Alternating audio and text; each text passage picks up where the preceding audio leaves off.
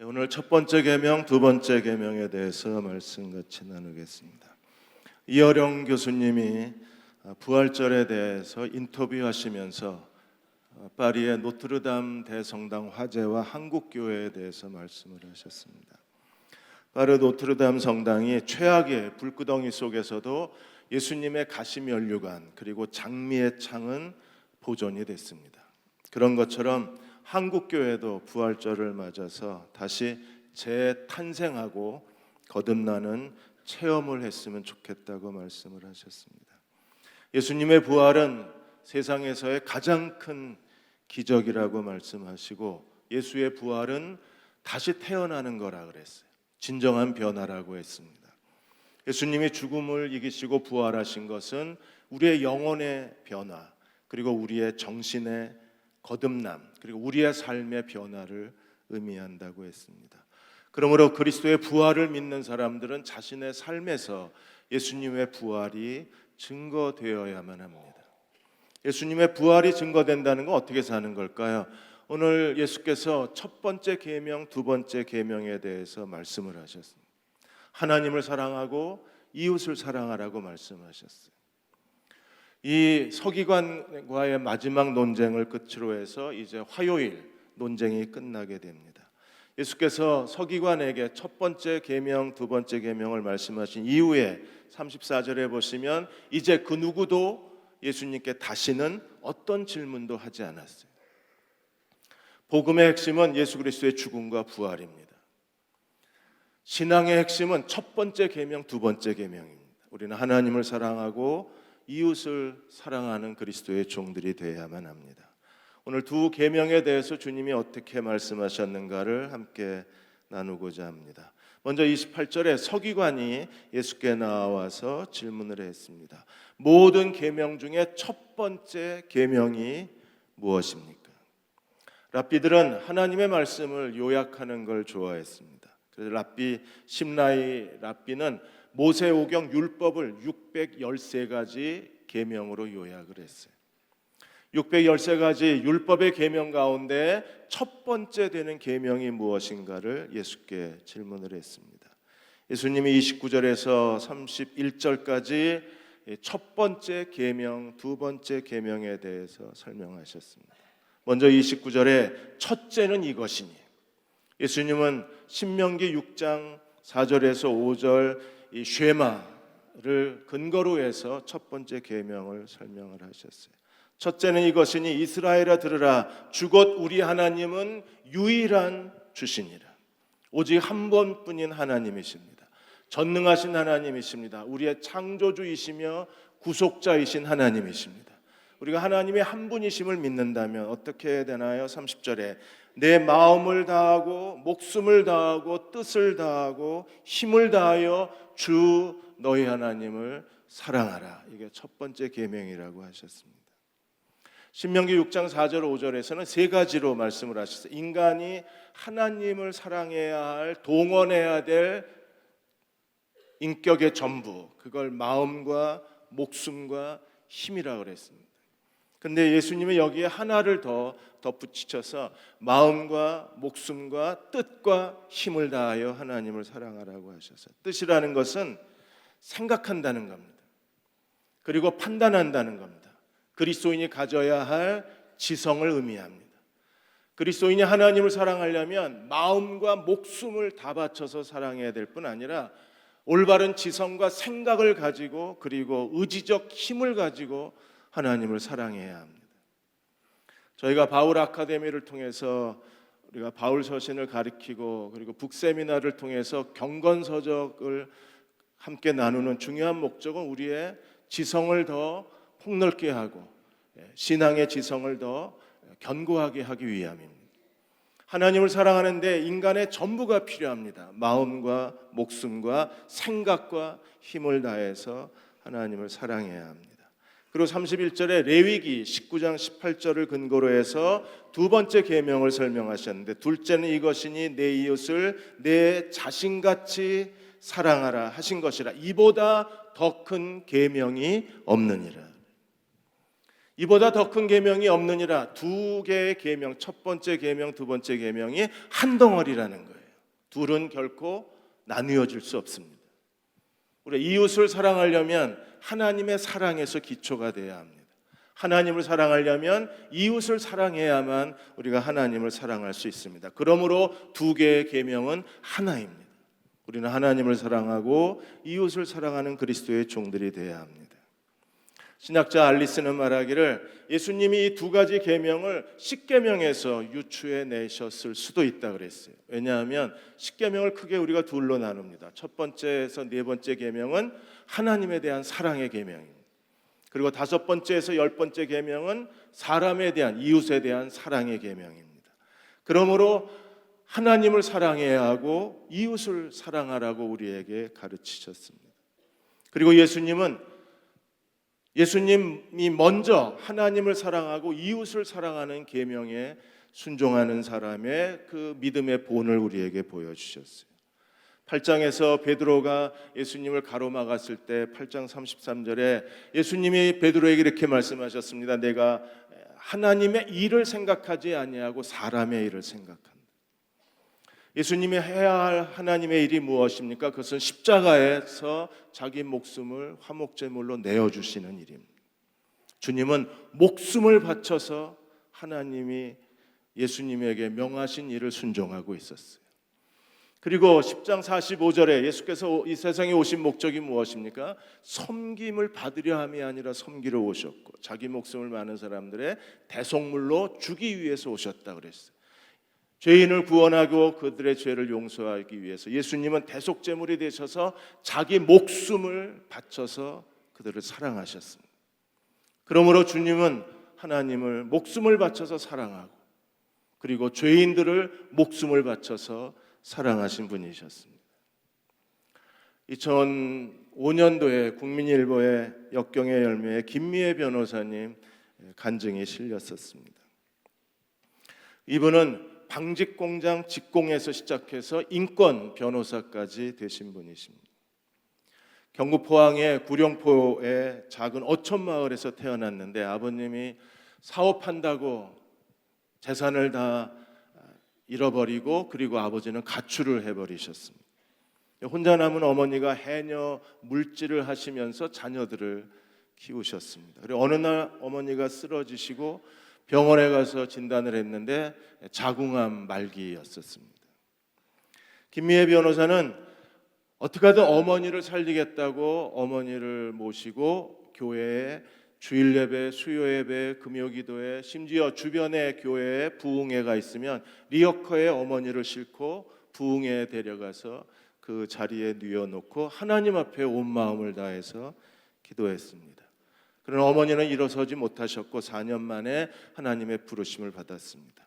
그제서야 이제 김미애 변호사는 고등학교 진학을 준비하게 돼요. 포항 고등학교에 여고에 들어가셨는데 거기서 포항 여고까지 2시간 걸어서 2시간 거리. 걸어갈 수가 없으니까 차비도 없고 그래서 옆집에서 차비를 빌려서 학교를 다니다가 중간에 그만두었어요. 그리고 방직 공장에 취직을 했습니다. 거기서 한동안 방황을 하다가 마침내 하나님 앞에 자기 인생을 의탁하게 됩니다. 김미애 변호사가 이렇게 하나님 앞에 기도했습니다. 하나님, 이 절망의 자리에서 나를 벗어나게 해 주십시오. 하나님의 영광을 위해서 살고 싶습니다. 나는 지금 아무런 꿈도 꿀 수가 없습니다. 하나님 내게 꿈을 주시고 그리고 하나님이 그 꿈을 이루어 주옵소서. 나는 지금 아무것도 가진 게 없습니다. 그렇게 기도하다가 그분의 마음속에 두 가지 소원이 생겼어요. 하나는 변호사가 되는 것이고 하나는 선교사가 되는 거예요. 그렇게 해서 다시 공부를 시작했습니다. 낮에는 일하고 밤에는 그 여자 상업고등학교 그 야간학교를 다니시면서 공부해서 27살에 수능시험을 보고 29살에 동아대 법대에 합격하게 됩니다. 그리고 12시간 이상 공부하면서 이제 인권 변호사로 하나님 앞에 쓰임을 받습니다. 그 역경의 열매에서 이렇게 간증을 했습니다. 나는 방직 공장을 다니고 야간 여상을 다니고 쇼핑센터 점원 노릇을 하며 살기 위해서 발버둥 치며 악착같이 공부해서 마침내 하나님이 나를 변호사의 길로 인도하셨다고 하셨어요. 오늘의 나는 하나님이 나를 위해서 예비해 놓으신 그분의 인생이었다 그랬습니다. 내가 원해서 된 것이 아니라 하나님이 나의 인생을 준비하셨다 그랬어요. 그리고 하나님이 어떻게 인도하셨는가? 한 번에 하나씩 꿈을 이루어 주셨다고 하셨어요. 하나를 이루시고 그 다음에 또 하나의 꿈을 보여주시고 그 꿈을 이루어 가시면서 오늘 지금의 나는 하나님의 은혜로 만들어진 것이고, 내가 하나님께 순종했을 때 하나님이 나를 한 걸음씩 인도하셔서 그분이 원하시는 자리에 나를 세워놓으셨다고 했습니다. 하나님은 오늘도 그렇게 역사하시는 분이십니다. 우리가 하나님을 의지했을 때 한 번에 하나씩 우리에게 보여주시고 하나의 꿈을 이루어 주시는 분이세요. 김미애 변호사는 전심으로 하나님을 사랑하고 하나님께 자기의 모든 걸 다 의탁했습니다. 그가 인권 변호사가 된 이후에 이제 가난한 사람들, 자기가 받은 것을 가난한 사람들에게 돌려주는 삶을 살기를 시작했습니다.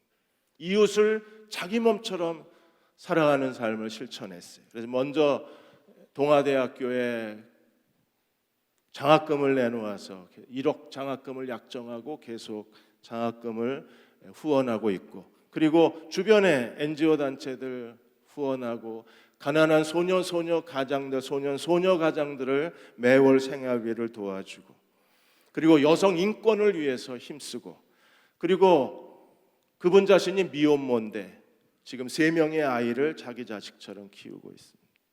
하나님을 사랑함으로 하나님이 그녀의 인생을 만들어 주셨어요. 그리고 그 은혜를 가지고 이웃을 자기 몸처럼 사랑하고 있습니다. 김미애 변호사야말로 첫 번째 계명에 순종하고 두 번째 계명을 지금도 성취하고 있는 믿음의 딸입니다. 예수님의 이 가르침을 듣고 서기관이 이렇게 말했습니다. 32절 33절에 서기관이 예수님께 대해서 정말 놀라운 찬사를 보내요. 그동안의 서기관들은 예수님을 계속 대적했는데 이 서기관은 예수께 마음을 다해서 존경하는 마음을 드러냈습니다. 그래서 32절에 선생님이여 옳소이다. 선생님이여 제대로 잘 말씀하셨습니다. 선생님이여 당신이 말한 것이 참입니다. 그래서 32절에 선생님이여 옳소이다. 하나님은 한 분이시요 그 외에 다른 이가 없다 하신 말씀이 진리니이다. 당시에 제자들은 자기가 존경하는 스승의 가르침을 그대로 반복해서 고백하는 것이 스승에 대한 가르침의 예의라고 생각을 했어요. 그래서 이 서기관도 예수님의 가르침 말씀을 그대로 다시 반복하고 있습니다. 예수님이 하나님은 한 분이시라고 말한 것을 서기관도 그대로 따라서 하나님은 한 분이시요 그 외에 다른 이가 없나이다. 그리고 33절에 예수님이 하신 말씀을 그대로 따라했습니다. 마음을 다하고 지혜를 다하고 힘을 다하여 하나님을 사랑하는 것과 이웃을 자기같이 사랑하는 것, 첫 번째, 두 번째 계명에 대해서 그대로 따라했습니다. 그런데 예수님은 4가지를 말씀하셨는데 이 서기관은 3가지로 바꿔요. 예수님은 4가지가 뭐였나요? 마음을 다하고 목숨을 다하고 생각을 다하고 힘을 다해서 주 너희 하나님을 사랑하라. 근데 서기관은 4가지를 다시 3가지로 바꿨어요. 마음을 다하고 지혜, 깨달음을 다하고 힘을 다하여 하나님을 사랑하고 이웃을 사랑하라. 우리가 하나님 나라를 섬기고 하나님을 사랑하려면 깨달음이 중요해요. 예수님이 공생애 동안에 제자들에게 자주 책망하셨는데 제자들이 무엇 때문에 책망을 받았습니까? 아직도 깨달음이 없느냐. 유대 종교 지도자들이 예수님께 책망을 받았습니다. 무엇 때문인가요? 아직도 깨달음이 없느냐.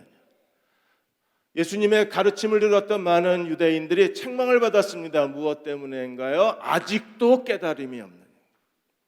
근데 서기관은 예수님의 가르침을 듣고 그는 깨달았습니다. 그래서 목숨과 뜻을 하나로 합쳐서 지혜를 다하여라고 설명하고 있는 거예요. 그래서 이 서기관은 하나님을 사랑하는 데 있어서 마음을 다하고 지혜를 다하고 힘을 다하여 주 너희 하나님을 사랑하라. 그리고 내 이웃을 내 몸과 같이 사랑하라. 그리고 정말 지혜롭게 이 서기관은 거기에 재해석해서 이렇게 설명을 했습니다. 33절 하반절에 보시면 이웃을 자기 자신같이 사랑하는 것이 전제로 드리는 모든 번제물보다 기타 제물보다 더 나으니라. 그는 예수님이 지금 성전을 청결케 하시고 성전에서 유대 종교 지도자들하고 논쟁하신 거에 대해서 통찰력을 가지고 깨달았어요. 왜 이런 일을 하시는지를 비로소 깨달았습니다.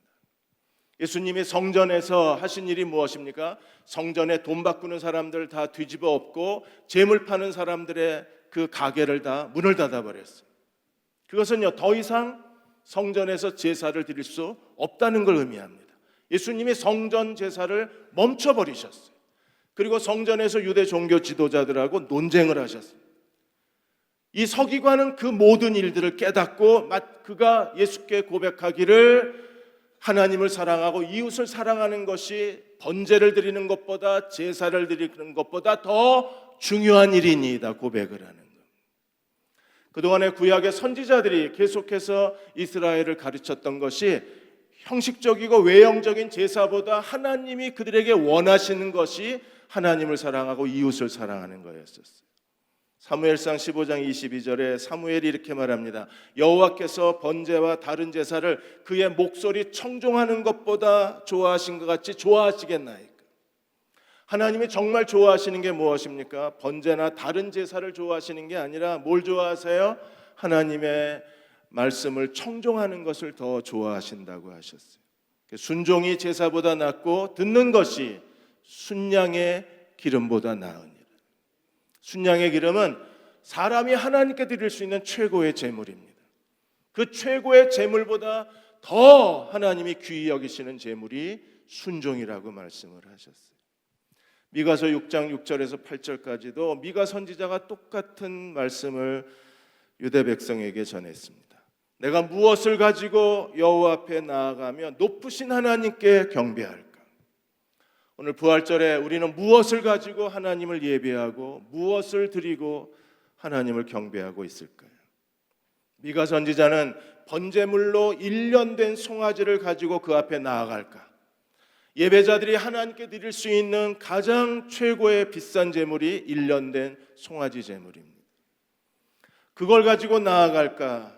7절에 여호와 앞에 천천의 수양의 제물이나 만말의 강물 같은 기름을 하나님 앞에 바칠까? 아니, 그보다 더 하나님 앞에 자기의 맏아들을 드리거나 하나님이 받지도 않으시지만 맏아들을 드리거나 내 영혼의 죄로 말미암아 내 몸의 열매들을 하나님께 드릴까? 우리가 하나님께 드릴 수 있는 가장 최고의 제물을 비유로 설명하는 거예요. 내 자식이라도 하나님께 드려야 할까? 그러나 하나님이 그것보다 더 중요한 게 있다고 말씀하셨어요. 8절에 사람아 주께서 선한 것이 무엇인가를 내게 보이셨나니. 이걸 깨닫는 게 지혜입니다. 이걸 깨닫는 게 영적 통찰력인 거예요. 그래서 마음을 다하고 지혜를 다하고 힘을 다해서 하나님을 사랑해야 합니다. 서기관은 그 하나님이 무엇을 원하시는가를 깨달은 거예요. 주께서 선한 것이 무엇인가를 내게 보이셨나니 하나님이 우리에게 천천의 그 순양보다 만만의 짐승의 제물의 기름보다 그리고 1년 된 송아지 제물보다 하나님이 우리에게 구하시는 게 무엇입니까? 정의를 행하고 인자를 사랑하고 겸손하게 내 하나님과 동행하는 것이라고 말씀하셨어요. 제물도 중요하지만 더 중요한 제물이 있습니다. 보이지 않는 내면의 제물입니다. 그것은 정의를 행하고 자비를 행하고 겸손히 하나님과 동행하는 일입니다. 신학자 샌더스는 말하기를 성전 제사를 지금 부정하는 게 아니라 그랬어요. 성전 제사를 우리가 하나님 앞에 성실하게 드리되 더 중요한 게 있다는 겁니다. 그것이 하나님을 사랑하고 이웃을 사랑하는 우리의 내면의 제물이어야 한다는 겁니다. 어제가 4월 20일 장애인의 날이었습니다. 저희는 오늘 부활절 때문에 다음 주일날 장애인 주일을 지키려고 합니다. 서울의 성락성결교회가 서울 성동구 구청장에게 오디오북 세트를 기증을 했습니다. 그 교회 안에 봉사기구인 그 더 나눔이라는 봉사부서가 있는데 11명의 교인들이 2년 동안 소설책이나 또 이 시각 장애인들이 읽어야 될 기독교 서적 같은 것을 다 녹음을 한 거예요. 그래서 오디오북으로 만들어서 성동구청에 기증을 했습니다. 그래서 성동구청이 거기 구립 도서관 등 8군데에 이 오디오북을 비치해서 시각장애인들이 책을 읽을 수 있게 배려하겠다고 했습니다. 담임 목사가 이렇게 말했습니다. 가난한 이웃들을 돕는 것보다 더 하나님을 기뻐하시는 일은 없다 그랬어요. 그리고 하나님을 사랑한다면 이웃을 사랑하는 그리스도의 종들이 되어야 합니다. 저희 교회에도 어저께 아재 집수리 목고지에서 대전의 동구에 계신 지금 15년 동안 혼자 독거하고 계시는 한 노인의 집을 방문을 해서 그 집은 15년 동안 도배를 한 번도 갈지를 않았습니다. 장판도 그대로여서 다 들뜨고 사람 살기에 적합하지가 않았습니다. 세면대의 온수 쪽은 완전히 막혀서 생활하시는데 너무 불편했습니다. 그래서 목고지에 몇몇 분들이 가셔서 벽지 다 새로 발라드리고 장판 교체해드리고 그리고 세면대도 다 고쳐주고 오셨습니다. 이들이야말로 첫 번째 계명, 두 번째 계명을 순종하시는 분들입니다. 아재돌이 목고지에 계신 분들도 저희가 지금 모자원을 섬기고 있는데 그 모자원의 아이를 두 가정이 자기 집에 데려다가 하루 종일 먹이고 같이 놀고 하룻밤 재워서 가정의 따뜻함을 그 아이들에게 보여주었어요. 꽃향기, 미용, 그리고 그 밸런스 케어, 더 리더, 계룡문고, 목고지 이런 분들이 지금도 구석구석에서 보이지 않게 하나님을 사랑하고 이웃을 사랑하고 계십니다. 서기관의 이 대답을 듣고 예수님이 34절에 이렇게 칭찬하셨습니다. 그가 지혜 있게 대답함을 보시고 네가 하나님 나라에서 멀지 아니하도다. 그가 지혜롭게 대답함을 보시고 누네코스, 그의 지혜는 어떤 지혜였을까요? 그는 서기관답게 하나님 말씀을 꿰뚫고 있었어요. 하나님이 진정 우리에게 원하시는 것이 무엇인가를 그는 통찰력 있게 지혜롭게 찾아냈습니다. 그래서 하나님께 드리는 제물도 중요하지만 더 중요한 제물이 하나님을 사랑하고 이웃을 사랑하는 제물이라는 걸 고백할 수 있었습니다. 그래서 예수께서 이 서기관에게 하나님 나라가 네게서 멀지 않다 그랬어요. 그는 하나님 나라 가까이 있는 사람입니다. 예수님이 이 땅에 오셔서 하신 일이 무엇입니까? 회개하라, 하나님 나라가 가까이 왔다 그러셨어요. 우리가 진정으로 예수 그리스도를 믿고 우리 안에 하나님 나라가 있는 사람이라면 우리는 그리스도의 첫 번째 계명 하나님을 사랑하라, 두 번째 계명 내 이웃을 내 자신처럼 사랑하라는 계명에 순종하는 그리스도의 종들이 되어야 합니다. 그래서 로마서 13장 8절에서 10절까지 피차 사랑의 빚 외에는 아무에게도 아무 빚도 짓지 말라. 남을 사랑하는 자는 율법을 다 지켰느라. 하나님의 율법을 다 순종한 사람, 율법을 다 이룬 사람이 누굽니까? 첫 번째 계명, 두 번째 계명을 순종하는 사람이에요. 우리가 하나님 앞에 순종하면, 율법에 순종하면 복을 받고 율법을 불순종하면 저주를 받습니다. 이게 신명기 언약입니다. 누가 율법을 다 지키는 사람이 될 수 있나요? 서로 사랑하는 사람이 율법을 다 이룬 사람이라고 주님이 말씀하셨습니다. 9절에 간음하지 말라, 살인하지 말라, 도적지 말라, 탐내지 말라, 그 외에 모든 다른 계명이 있을지라도 내 이웃을 내 자신처럼 사랑하라 하신 그 말씀에 다 들어가 있느니라. 하나의 덩어리입니다. 첫째 계명, 두 번째 계명 안에 모든 율법이 다 들어가 있는 거예요. 그러므로 사랑은 율법의 완성입니다. 그러므로 우리가 하나님을 사랑하고 서로를 사랑해야 합니다. 2016년 사순절 묵상집 도라섬이라는 이 작은 책자에 VIP 메뉴판이라는 글이 하나 올라왔습니다. 어느 작은 골목 식당, 백반집 식당인데 거기에 어느 한 분이 식사를 하고 있었는데 식사 도중에 허름한 옷차림을 한 할아버지 한 분이 들어왔는데 이 식당 주인 아주머니가 아주 환하게 웃으면서 그 할아버지를 식탁에 모시고 할아버지께 이렇게 말했습니다. VIP 메뉴판을 드리겠다. 그래서 밥 먹으면서 이분이 기분이 상했습니다. 아니, 이 조그만 식당에 무슨 일반 손님이 있고 VIP 식당이 있나, 손님이 있나. 그렇게 서둘러 식사를 마치고 이제 계산하러 갔는데 계산대에 그 VIP 메뉴판이 있었어요. 그래서 이게 뭐요 하고 메뉴판을 열어봤는데 모든 식사값이 3분의 1 이하로 기록 써 있었습니다. 그러자 주인 아주머니가 아유 오해하지 마세요. 저 할아버지는 혼자 사시는 분이신데 그냥 공짜로 밥을 드리면 식당에 오지 않으시기 때문에 그래서 어떻게 할까 고민하다가 일부러 VIP 메뉴판을 만들어서 그래서 할아버지가 돈을 내고 식사하실 수 있게 배려한 거니까 절대 오해하지 마시라. 이 식당 주인 아주머니는 깨달음이 있는 분이십니다. 지혜가 있는 분이십니다.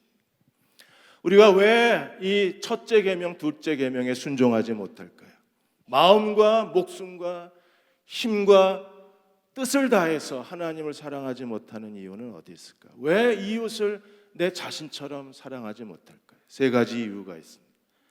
우리의 마음이 할례를 받아야 하고 우리의 마음이 변화되어져야 하고 새 언약의 사람이 되어야만 합니다. 그래서 신명기 30장 6절에서 마음의 할례를 받으라고 말씀하셨어요. 내 하나님 여호와께서 내 마음과 내 자손의 마음에 할례를 베푸사 마음의 할례를 받아야 그래야 너희 마음을 다하고 뜻을 다하고 내 하나님 여호와를 사랑하게 하사 너로 생명을 얻게 하려 할 것이라.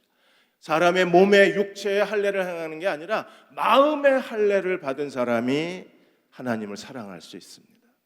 마음의 할례는 어떻게 하는 걸까요? 에스겔 11장 19절 20절에 보시면 공동 번역에 이렇게 번역이 되어 있습니다. 나는 그들의 마음을 바꾸어 부활의 능력은 우리의 마음을 바꾸어 줄 수 있습니다. 내가 그들의 마음을 바꾸어 새 마음을 갖도록 해주겠다. 새 마음은 어떤 마음입니까? 그들의 몸에 깊이 박혀있는 돌 같은 마음을 제거하고 피가 통하는 마음을 그들에게 주리라. 우리 몸에 나도 모르게 박혀있는 그 돌 같은 마음을 하나님이 제거하시고 피가 통하는 마음을 주시겠다고 하셨어요. 우리가 피가 통하는 마음을 가졌을 때 20절에 나의 규정을 따르고 나의 법을 지켜 그대로 실천하도록 도와주겠다. 첫 번째 계명, 두 번째 계명 누가 그대로 실천할 수 있나요? 누가 순종할 수 있나요? 돌 같은 마음을 하나님이 빼내시고 피가 통하는 마음을 주셨을 때 우리는 마음과 목숨을 다해서 하나님을 사랑할 수 있고 피가 통하는 마음을 우리에게 주셨을 때 우리는 이웃을 자기 몸처럼 사랑할 수 있는 거예요. 그렇게 될 때 우리는 하나님은 우리의 하나님이 되시고 우리는 그의 백성이 될 수 있는 겁니다. 하나님이 돌 같은 마음을 빼어내시고 피가 통하는 마음을 주셨을 때 그들이 새로운 마음을 가진 사람들이 새 언약의 백성이 될 수 있는 거예요. 예레미야 31장 33절에 그날 후에 내가 이스라엘 집과 맺은 언약은 이러하니라. 곧 내가 나의 법을 그들 속에 두고 그들의 마음에 기록하여 나는 그들의 하나님이 되고 그들은 내 백성이 될 것이라. 하나님께서 성령의 능력으로 우리의 돌 같은 마음을 완악한 마음을 꺼내시고 피가 통하는 부드러운 마음을 넣어주시면 그 마음에 하나님의 말씀이 기록된다 그랬어요. 첫 번째 계명이 그 마음에 기록되어 있고 두 번째 계명이 그 마음에 기록된 사람들은 매일의 삶 속에서 우리가 마음과 목숨과 뜻과 힘을 다해서 하나님을 사랑할 수 있고 이웃을 자기 몸처럼 사랑할 수 있는 사람들은 그 마음에 하나님의 계명이 기록된 사람들입니다. 어떻게 해야 돌 같은 마음을 하나님이 제거하시고 피가 통하는 부드러운 마음을 주실까요? 그래서 하나님 우리에게 시련과 어려움과 고통과 아픔을 주시는 이유는 그 시련을 통해서만이 하나님이 내 속에 깊이 박혀있는 돌 같은 마음을 제거해 주시고 그리고 피가 통하는 부드러운 마음을 우리에게 허락해 주실 수 있습니다. 베드로전서 4장 1절 2절에 그리스도가 이미 육체의 고난을 받으셨으니 너희도 같은 마음으로 갑옷을 삼으라. 그리스도가 고난을 통해서 십자가의 죽음으로 나아가시고 부활의 자리로 나아가셨어요. 오늘 우리에게도 같은 고난의 과정이 있습니다. 그러므로 너희도 마음의 갑옷을 삼으라. 우리가 고난을 받아야 되는 이유가 어디 있습니까? 이는 육체의 고난을 받는 자가 죄를 그쳤음이니. 새 번역에 뭐라고 되어 있어요? 죄와 인연이 끝났다 그랬어요. 고난을 받고 우리가 자기를 내려놓으면 죄와 인연이 끝납니다. 더 이상 인연이 없어요. 그래야 우리가 죄로부터 해방이 되고 더 이상 죄 짓지 않고 그리스도를 섬길 수 있는 거예요. 그렇게 될 때 2절에 그 후로는 다시 사람의 정욕을 따르지 아니하고 하나님의 뜻을 따라 육체의 남은 때를 살게 하려 함이라. 우리가 하나님 앞에 간절히 원하는 게 무엇입니까? 더 이상 육체의 정욕을 따라 이기심과 내 자신의 교만을 따라 사는 것이 아니라 하나님의 뜻을 따라 살길 원합니다. 하나님의 뜻이 뭐예요? 마음을 다하여 목숨을 다하여 힘을 다하여 하나님을 사랑하는 것과 하나님의 뜻이 무엇입니까? 이웃을 자기 몸처럼 사랑하는 일입니다. 이 일을 위해서 하나님이 우리에게 고난을 주시는 이유가 여기에 있는 거예요. 2017년도에 KBS 다큐 스페셜에서 고 이관희 집사 이야기가 암 교회 오빠라는 스페셜 프로그램이 방영이 된 적이 있습니다. 고 이관희 집사님의 이 다큐 스페셜이 이번에 영화로 제작이 돼서 5월 달에 이제 개봉을 앞두고 있습니다. 고 이관희 집사는 한국의 욥이라고 불려지는 사람입니다. 결혼하고 이분이 고려대학을 나오시고 그리고 퀄컴 다국적 기업에서 일을 하셨는데 결혼하고 3년 만에 이제 아내가 딸을 낳았어요. 그래서 산후조리원에서 이제 아내하고 딸이 산후조리원에서 태어나는 날 그가 병원에서 대장암 말기 판정을 받습니다. 이제 하나님이 딸을 주셔서 그 딸을 데리고 집으로 가는 그 길이 고 이관희 집사님에게는 대장암 판정을 받는 날이 되어버렸어요. 그 이야기를 듣고 어머니가 충격을 받으셨습니다. 그래서 어머니가 비극적 죽음을 선택하게 되어 자살을 하셨습니다. 그리고 항암 치료받는 동안에 아내도 몸이 무거워서 병원에 가서 진단을 했더니 아내도 혈액암 4기 판정을 받았습니다.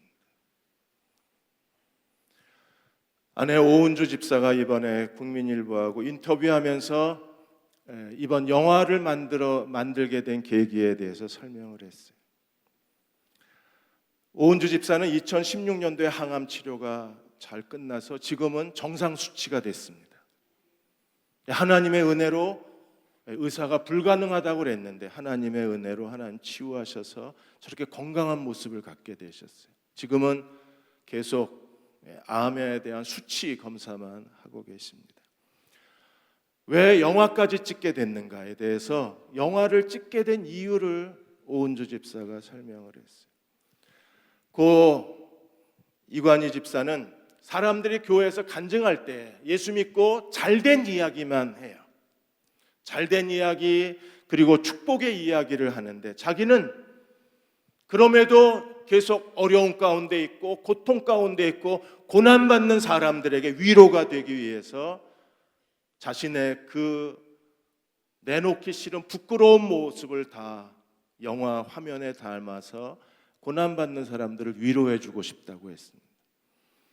그래서 영화 촬영장에 그 아픈 몸을 끌고 가서 촬영을 하고 작년 9월 18일 날 고 이관희 집사 생일날 하나님의 부르심을 받았습니다.